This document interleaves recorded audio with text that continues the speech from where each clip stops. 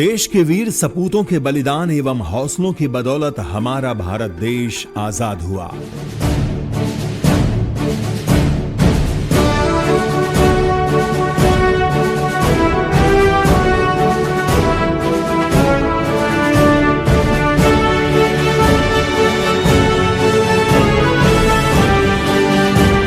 देश की आजादी के 75 वर्ष पूर्ण होने के उपलक्ष्य में एक बड़े अभियान को पूरे देश के अंदर लागू किया और इसे अमृत काल के रूप में मान्यता देकर के हर एक नागरिक से एक आग्रह किया गया कि वह देश के अमृत महोत्सव कार्यक्रम में अमृत काल के महत्व को समझे। यह अवसर हमारे लिए देश की आजादी के उन संकल्पों के साथ जुड़ने का एक आयोजन है जो संकल्प देश के उन महान सपूतों ने लिए थे, जिनके कारण, जिनके बलिदान के कारण भारत को स्वाधीनता प्राप्त हुई थी। आज़ादी के अमृत महोत्सव की श्रृंखला में यहाँ की सांस्कृतिक गतिविधियों को बहुत बड़ा बल मिला और हर घर तिरंगा यात्रा के दौरान जिस प्रकार से यहाँ के नागरिकों ने मिलजुल कर, चाहे वो हिंदू हो, मुस्लिम हो, सिख, ईसाई हो, सब ने तिरंगे के प्रति जो सम्मान की भावना को प्रदर्शित किया है वह अनुकरणीय है।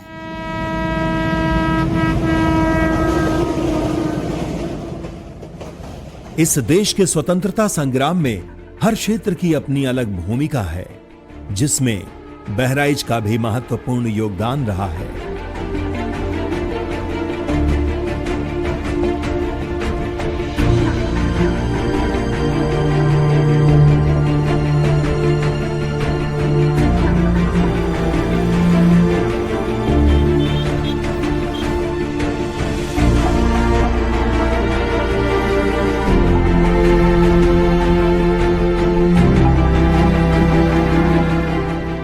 बहराइच उत्तर प्रदेश का एक जिला है जो तेज बहने वाली नदियों और घने जंगलों के लिए प्रसिद्ध है। यहाँ की मुख्य नदी घाघरा है, जिसे सरयू भी कहा जाता है। घाघरा और शारदा नदी का संगम तट भी इसी जिले की सीमा पर है।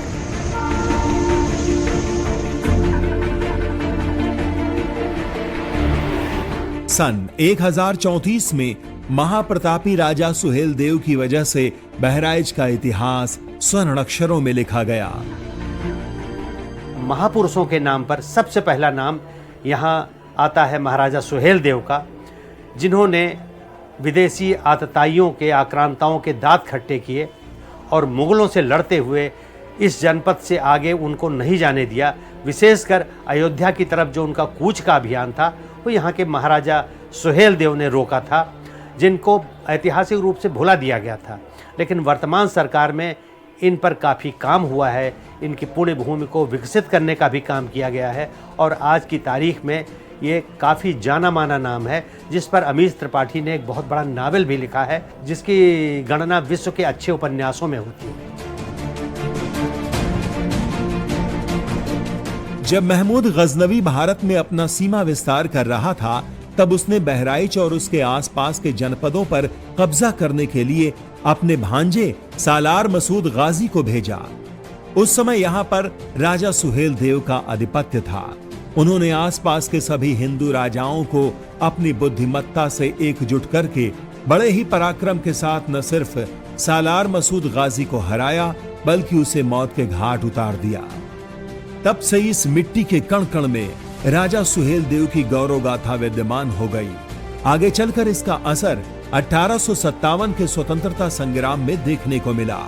इस दौरान बहराइच का संघर्ष अपने चरम पर था, जिसमें आसपास के सभी रायकवार राजाओं ने ब्रिटिश शासन के खिलाफ एकजुट होकर अंग्रेजों से विद्रोह की योजना बनाई। इन राजाओं ने अंग्रेजों से लोहा लेते हुए एक बड़ा संघर्ष किया, जिसका परिणाम था बहराइच जिला स्वतंत्रता सेनानियों के नियंत्रण में आ गया। महाराजा सुहेल देव ने महमूद गजनवी के आक्रांता तेवर को रोकने के लिए उनके जो सेनापति थे सालार मसूद गाजी को यहाँ पर शिकस्त दी थी, उनको हराया था जिसके कारण महमूद गजनवी के आक्रांता तेवर को आगे बढ़ने में को समाप्त किया।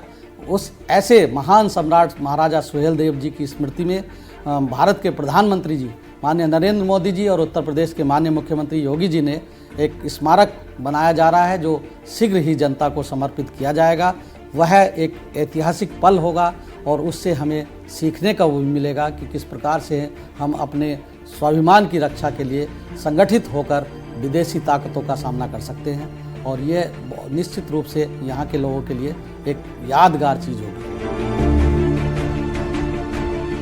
इस स्वतंत्रता संग्राम में बौंडी के नरेश वीर बलभद्र सिंह की गाथा इतिहासकारों की रचनाओं में वर्णित है, जिसके अनुसार चहलारी के राजा वीर बलभद्र सिंह के नेतृत्व में स्वतंत्रता सेनानियों की सेना ने अंग्रेजों को बहराइच से बाराबंकी तक खदेड़ दिया।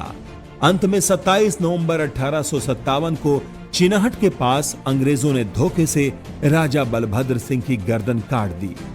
गर्दन कट जाने के बाद भी वो 26 मिनट तक अपने बिना सर के धड़ से लड़ते रहे और अंत में वीर गति को प्राप्त हुए। कुछ देशी राजाओं ने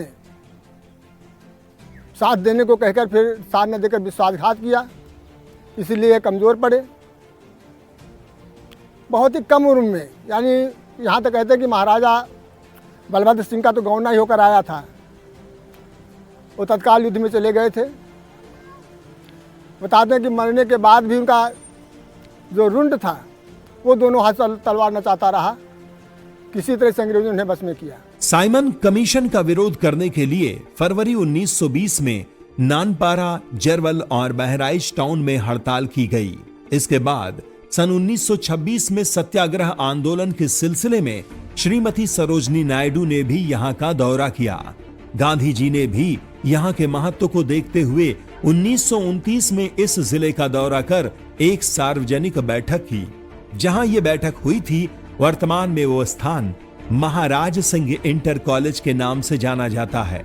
महात्मा गांधी द्वारा आह्वान किए गए अंग्रेजों भारत छोड़ो नारे को बुलंद करने के लिए बहराइच के 762 स्वतंत्रता संग्राम सेनानियों ने बढ़ चढ़कर हिस्सा लिया और जेल में यातनाएं सही। जंग लड़ी जो वीरों ने, जब खून खौल कर फौलाद हुआ, मरते दम तक वो डटे रहे, तब जाकर देश आजाद हुआ। महाराजा सुहेलदेव की इस गौरवशाली भूमि के वीरों ने 1857 से 1947 तक प्रत्येक स्वतंत्रता संग्राम में अंग्रेजों का जमकर मुकाबला किया और देश को आजाद कराने में अहम भूमिका निभाई। हम इस गौरवशाली धरती के उन सभी सपूतों को पूर्ण कृतज्ञता से नमन करते हैं जो देश के लिए शहीद हो गए और देश का गौरव कभी झुकने नहीं दिया।